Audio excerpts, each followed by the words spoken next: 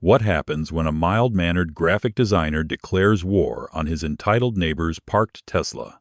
Buckle up for a suburban showdown where humor becomes the ultimate weapon.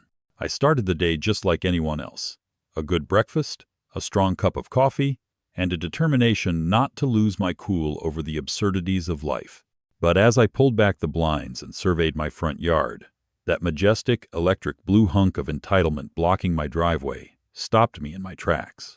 Karen Whitaker's Tesla gleamed in the sunlight like the perfect specimen of look-at-me vanity, parked there casually as if it belonged in my driveway and not the expansive garage it had just vacated moments before.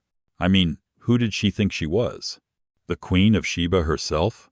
As she flicked her hair toward the sky, I swore the wind blew in recognition of her unearned superiority. Her Heart HOA sticker almost felt like a warning sign, screaming, "Proceed with caution.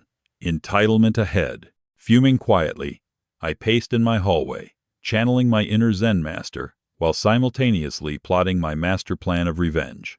I pictured myself throwing my carefully curated peace of mind out the window, like last week's trash. As I exchanged glares with Karen, she with her high and mighty pose, and me with my oh-so-charming graphic tee, I felt something smaller but sharper prickle at the back of my mind. What if I turned the tables on her? The thought filled me with a sudden, exhilarating rush. I could already see an elaborate billboard popping up in my brain. Karen Whitaker's Tesla, now available for auction. The idea was deliciously absurd, and just the sort of offbeat comedy that my life was missing lately. Gary Thompson, my ever-patient neighbor and amateur mediator, chuckled when I shared my harebrained scheme over the fence. Poking his head between our yards, he grinned, his sandy hair catching the sunlight. "You know, I thought I was the one having a midlife crisis," he said, pulling his grill spatula dramatically. "But you, my friend, have just taken it to the next level." I could practically hear the gears turning in Gary's mind. He was all in on this caper. And I could see the excitement brewing beneath his laid-back exterior. With Gary's support and his tech-savvy prowess, I was ready to put my plan into action. Karen wouldn't know what hit her, or rather what had been auctioned off without her even realizing it. The first step in my genius plot was to involve the local classifieds, which, ironically, Karen probably considered beneath her. I slipped into my hoodie, fired up my laptop, and began drafting a cheeky ad that detailed the merits of her car. Superb climate control, being a status symbol, and perfect for those 10-minute trips to the local whiteboard paint shop. "Come one, come all," I wrote, slapping a copy of her best side complete with her flashy LED lights on the ad. As I prepared to hit post, I hesitated for just a moment. Should I really be doing this? But then, I remembered the way she had cruised to a halt, right across my driveway like she had the royal decree to do so. A refresh of my coffee and I pressed submit, feeling delightfully mischievous. "I can't believe you actually did it," Gary exclaimed later that day, as I recounted my now live auction to him over a couple of beers. "You're a modern-day Robin Hood, stealing from the entitled to give to, well, the highest bidder." We both burst into laughter, imagining a neighborhood full of bemused spectators watching as Karen's beloved Tesla was crazily fought over by eager auction-goers. Naturally, my excitement was tinged with nerves. What if she found out before I had a chance to cash in on my grand stunt? What if the HOA summoned me for an emergency strategy meeting about my criminally genius endeavor? But as the drinks flowed, encouragement washed over my worries like a tidal wave of camaraderie. Gary's light-hearted dismissal of the consequences made everything feel more possible. The next morning, I awoke with the dawning realization that I had, in fact, initiated a war of sorts. The adrenaline surged through me as I watched Karen strut past my front yard, each step filled with self-importance. As she reached her Tesla, I pictured the chaos that might unfold if she actually attempted to drive away without checking her phone. But in that moment of mocking bliss, I remembered, this wasn't about just revenge. It was about taking a stand. And with that mission in mind, my heart raced, not only with fear and amusement, but also with a thrilling sense of purpose. Would I emerge victorious in this suburban showdown, or would Karen unleash a counter-strike worthy of her regal title? The game was on. I hadn't anticipated that the action would draw the curiosity of the entire neighborhood like moths to a flame. Clumps of spectators drawn by a mix of disbelief and anticipation. Everyone had come out of their houses, phones in hand, playing the role of the audience in my impromptu reality show. But could I actually pull this off without turning it into a full-on neighborhood trial? Just the thought of little old Mrs. Davis from down the street shaking her head in disapproval sent a ripple of laughter through me. This was either the most ridiculous endeavor I had embarked upon or my own personal sitcom waiting to unfold. What would Karen Whitaker think when she found out her beloved Tesla was the star of the show? The excitement bubbled inside me. After all, this wasn't merely about a parked car. It was about proving that in this part of the world, not even a Tesla could grant you an escape from accountability. As I sipped my morning coffee and stared at that Tesla still parked menacingly in my driveway, a wild anticipation bubbled within me. The day was dawning brightly, and so too was my imminent plan of attack against Karen's audacity. Armed with my laptop and a keyboard that felt like a mission control hub for my suburban resistance, I dove deeper into the online auction universe. Little did I know, Gary was covertly assembling a camera crew for what we dubbed the Tesla Takedown, making our neighborhood saga a viral sensation waiting to happen. Every tap on my keyboard felt more exhilarating as I set the starting bid high enough to catch attention, while humorously tempting potential buyers with the allure of owning a diamond in the rough, a literal block of entitlement disguised as a luxury vehicle. News of my auction spread like wildfire, igniting a neighborhood frenzy. The once quiet street transformed into a circus, complete with rubberneckers and would-be bidders circling Karen's car like vultures. I caught snippets of conversations. Neighbors whispered behind shrubbery about potential bidding wars, jokingly speculating that the car had its own fan club. "What's next? A Tesla calendar," a neighbor mused, causing a ripple of laughter. Little did they know I had already whipped up a playful e-poster, featuring Karen's flashy car with outlandish claims it was the newest Olympic sport, Tesla Parking Olympics, complete with sections on how to gracefully block an entryway without a care in the world. The absurdity of it all made me stifle my laughter. Would this really work? Then, just as the energy peaked with excitement, my phone buzzed insistently. I had half a mind to ignore it, but the persistent tone echoed my inner curiosity. It was Gary, calling with enough urgency to pull me from my delightful daydreams of Tesla fame. "You won't believe who's on her way over," he exclaimed between bursts of laughter. My heart raced as I threw myself against the window, peering through the golden rays of the afternoon sun for the inevitable arrival of Karen herself. Seeing her approach with her perfectly polished nails clutching a designer bag sent a thrill down my spine. Nothing could prepare me for the showdown that was about to unfold. With a theatrical flair only she could summon, Karen marched toward her Tesla, as if she were the main act in a Broadway show, her glossy hair bouncing with each confident stride, while I sank back into the shadows, an impish smirk plastered on my face. The moment she laid eyes on her car, which had become the neighborhood's main attraction, was priceless. She grasped her bag tighter, shooting me the filthiest look, as if I were the architect of the world's most heinous crime. "Ethan, what have you done?" she gasped dramatically, eyes wide as saucers. Just imagine. Here I was, the bewildered graphic designer, staring into the face of mock outrage, while she may have been flying high on the wings of entitlement. "Just helping you resolve your parking conflict, Karen," I chirped brightly, strutting over, doing my best to keep my face perfectly straight. "I thought you'd appreciate my charitable donation to the community. After all, the HOA might have special rules, but Google doesn't discriminate, right?" I could feel the heat of my laughter threatening to bubble over, and the crowd gathered around us gasped at my mischievous bravado. In that moment, I realized I had officially crossed into unprecedented territory. The banter became a delicious game of chess, with Karen's shocked expressions and defensive posturing making it feel like a comedic duel right out of a sitcom. Gary stood by, shaking with laughter, and added fuel to the fire by proclaiming, "And remember, everyone, this was all legally conducted under the watchful eye of the HOA. Talk about a twist."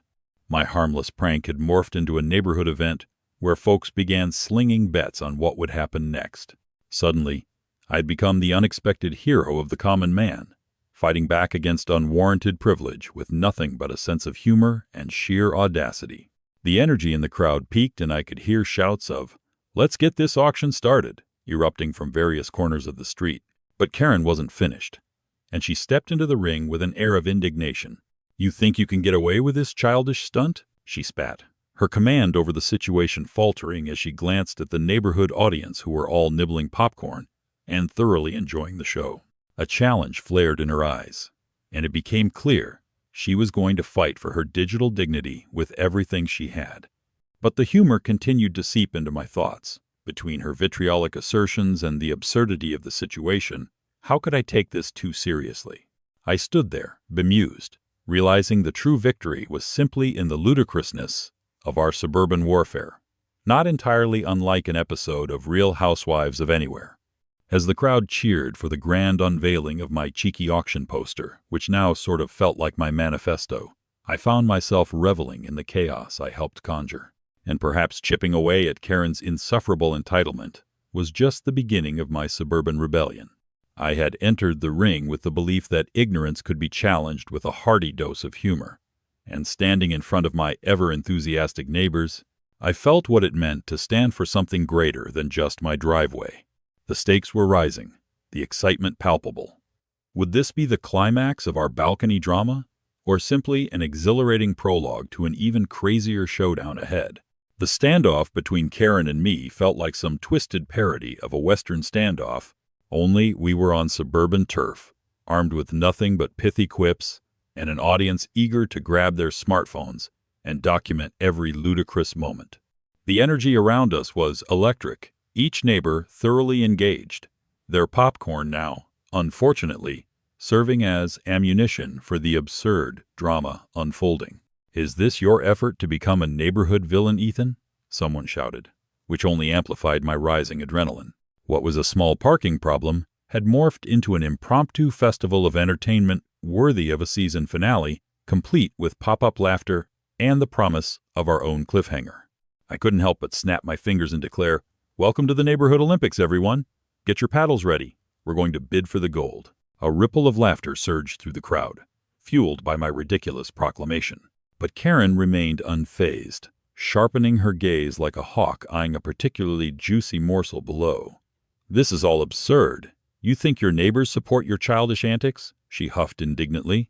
But as her words flew, I noted plenty of enthusiastic nods among the neighbors. The collective amusement at her disheveled composure against my playful rebellion painted a delicious picture of irony. "You see, Karen," I retorted, easy confidence replacing any hint of hesitance, "your car is now a cultural landmark. People can't resist the allure of a luxury vehicle that's had its dignity auctioned off. It's practically viral." The more she scowled, the more raucous my supporters became. Gary leaned against the side of her Tesla, grinning like a Cheshire cat, fully embracing his role as the helm of our unfolding saga. Who knew the neighborhood could be so entertaining? "Bravo, Ethan, bravo," he hollered, arms gesturing theatrically, as if conducting an orchestra of righteousness. I grinned at the crowd's growing enthusiasm. They were here for the thrills, and for a moment, I was not just a mild-mannered designer, but somehow transformed into the spearhead of community resistance against entitlement. I felt alive. My previous reservations about handling conflict dissolved like sugar into coffee. I wasn't interested in backing down now, not when the tide of support was so empowering. Then, suddenly, from the depths of the crowd, a familiar face pushed relentlessly forward. Mrs. Jenkins, the self-proclaimed guardian of the neighborhood, brandishing a clipboard, pointed an accusatory finger at Karen. "This isn't what HOA rules are intended for. We don't block driveways, dear. Would you want someone to park their car in front of your front door?" Her voice rang with authority, a determined tightrope balancing on the edge of hilarity. The twist of fate was enough to send Karen reeling backward in disbelief. She was not only caught in violation, but now needed to defend herself against her own standards. The additional eyes scrutinizing her like vultures only added to my delight. The spectacle was reaching its climax.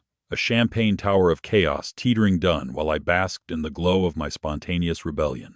The bids began. My heart sang as wallets popped open, hands flew up, and laughter erupted with each quoted amount.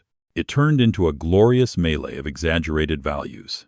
10,000 for the parking villain, another shouted, followed by a chorus of mock gasps. Karen's face lost all semblance of poise, and I resisted the urge to laugh outright. She was done for. The very concept of luxury was being ridiculed, and here was her priceless Tesla, paradoxically stripped of its precious value. "Are you planning to submit a complaint to the HOA about your own car?" Gary teased, and the crowd roared. Just when I thought the tide could not turn any faster, Karen puffed herself up again, her over-the-top melodrama resurfacing. "This is absurd. You can't just auction off my car without my consent." "It's illegal," she screeched, straining against the tides of laughter. The crowd quieted momentarily, eagerly waiting to watch the next turn of events unfold. "Illegal?" I echoed, my voice a mix of mock disbelief and glossy humor.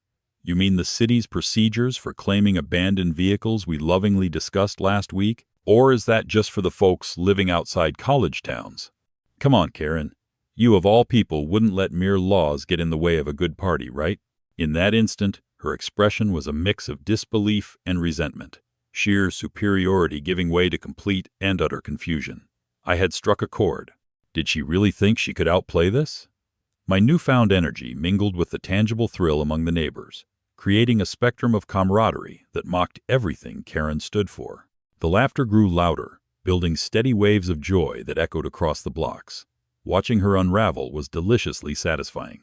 With every glance the audience shot her way, I saw the shift in the balance of power. Her entitlement couldn't withstand the collective cheer of a community hungry for a little justice wrapped in humor. My heart raced faster as I thought, could this be the sweet first step of an uprising against suburban classism, or were we merely setting the stage for a bigger showdown? The bidding reached a fever pitch, where the price tags soared higher than my wildest dreams. Each shouted number, bringing pure adrenaline coursing through my veins. 15,000 for the Tesla of terrible choices, shouted someone from the back. I did a little victory jig disguised as a casual stretch. Even the neighbors were getting into the spirit, price tags flying around like confetti. Who would have thought my driveway disagreement with a neighbor would morph into a community event of this magnitude?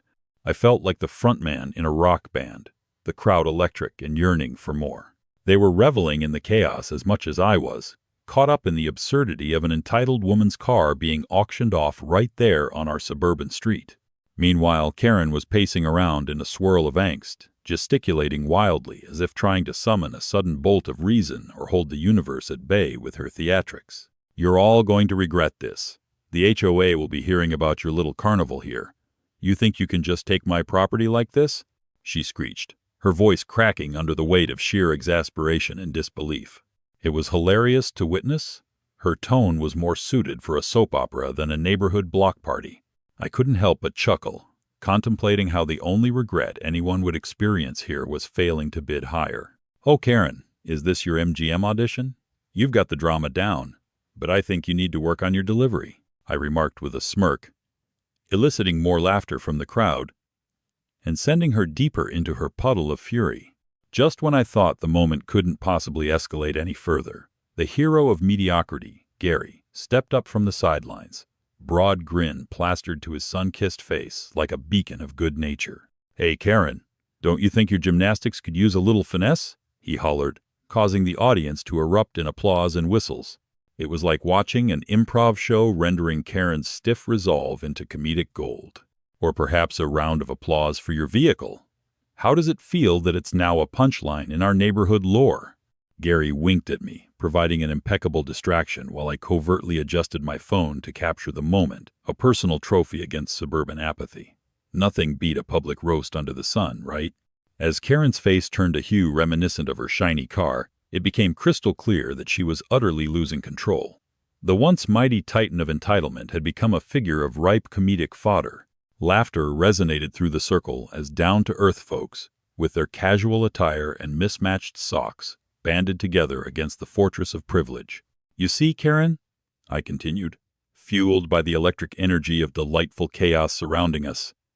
You might have all the Tiffany's and Teslas in the world, but it seems the community just raised itself over that ego. It was exhilarating to feel the shift, a bond forged through shared laughter and rebellion against absurd privilege.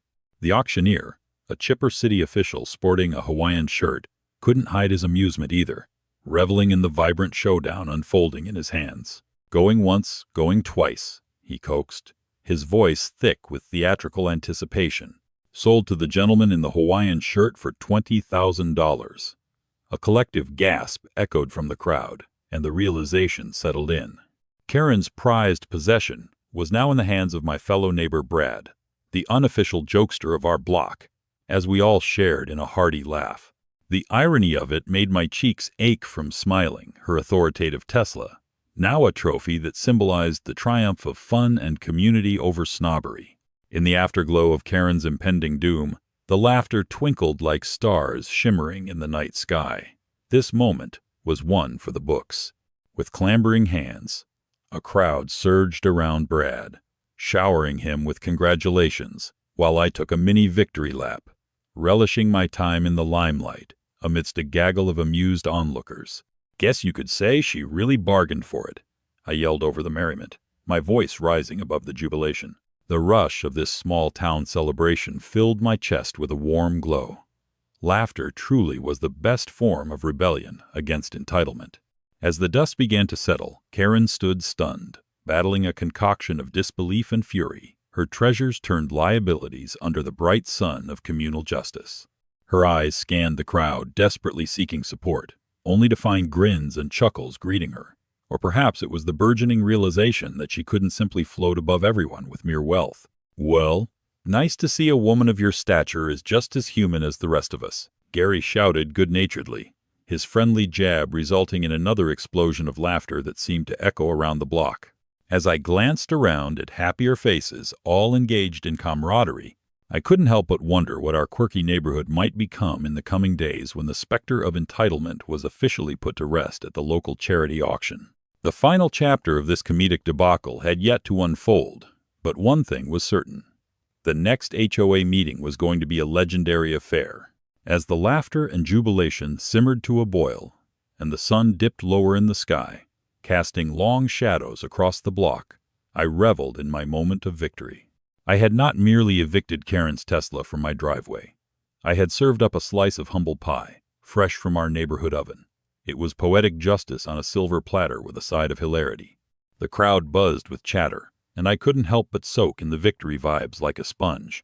Brad, the new proud owner of the Tesla, paraded around with a pair of oversized novelty sunglasses, looking like a reluctant celebrity basking in the afterglow of his newfound luxury vehicle. "Who's ready to take a joyride to redress the balance against Karen's tyranny?" he quipped, igniting another round of exuberant laughter among my now more aligned neighbors.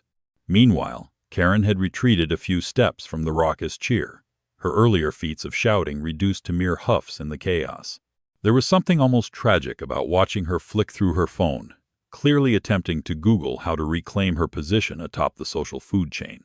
I imagined her searching, "how to evict neighborly joy," and I nearly snorted.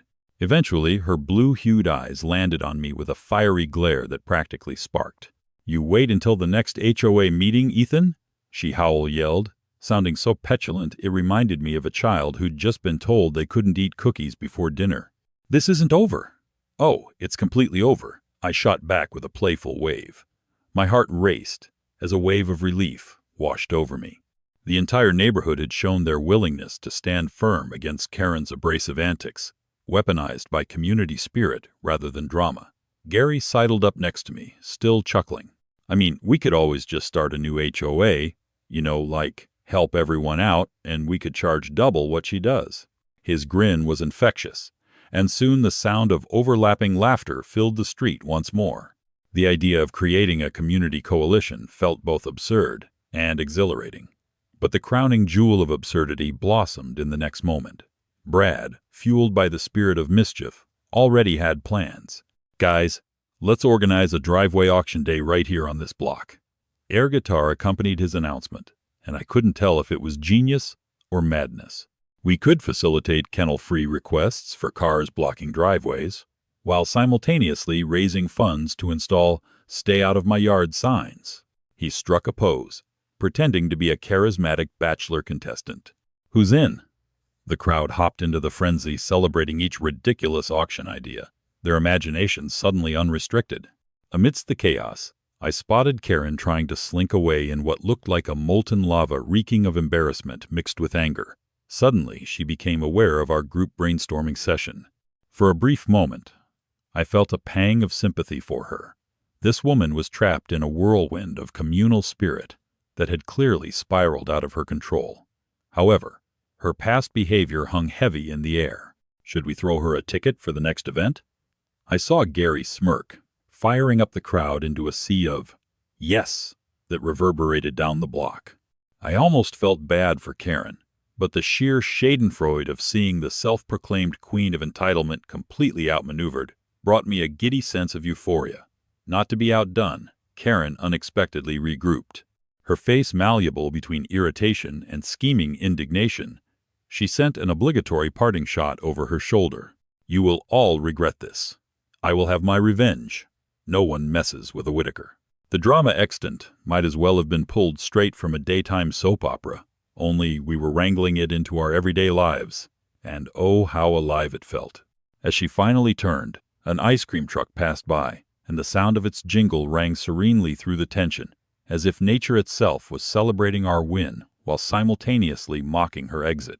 As the sun dipped down and the night cloaked our tiny neighborhood in a blanket of shared laughter, I realized this clash of wills, my mild-mannered self versus Karen's brutish entitlement, had brought us all closer. We truly were embracing the joy of just being. My heart was racing not just from victory over Karen's tyranny, but because I was surrounded by friends who had been transformed from mere acquaintances into allies against an often absurd world. Who knew a single act of community mischief could rip open the fabric of undeniable camaraderie? As Brad proposed, we crafted T-shirts for every driveway auction in the future. I declared, "We'll call ourselves the Driveway Guardians." So, with a resolve forged in laughter and ridiculousness, we embraced our quirky future, each of us committed to standing up for one another, because each of us now understood what it meant to be united against absurdity. Who could have predicted that blocking my driveway would ignite a wildfire of community spirit? I couldn't help but grin. As I tucked away this wild roller coaster ride into the archives of my memory, I planted the seeds of the most hilarious neighborhood rivalry that could keep the spirit alive. Entitlement never stood a chance now. Was it utterly absurd that something as trivial as my driveway could lead to an unforgettable tale of justice and hilarity? Absolutely.